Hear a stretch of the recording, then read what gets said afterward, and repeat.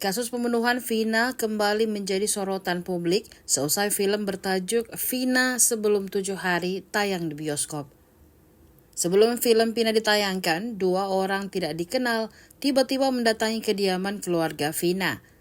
Kedua pria itu memohon kepada pria berwenang untuk menghentikan penyelidikan kasus Vina dan tidak lagi dibuka ke publik. Dikutip dari Kompas.com, hal itu diungkapkan oleh kakak Vina yakni Marliana. Ia mengatakan bahwa 2 pria misterius itu meminta agar produksi film Vina Sebelum 7 Hari dihentikan.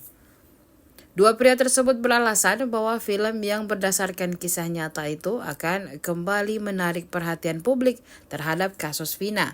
Namun, Marliana berpendapat bahwa pembuatan film tentang kisah Vina adalah hak keluarga. Marliana juga menantang kedua pria itu untuk menangkap 3 buronan pelaku pembunuhan Vina jika mereka tidak ingin kasus tersebut menjadi sorotan kembali. Kasus pembunuhan Vina kembali disorot setelah film tentang kasusnya tayang di bioskop sejak Rabu 8 Mei 2024.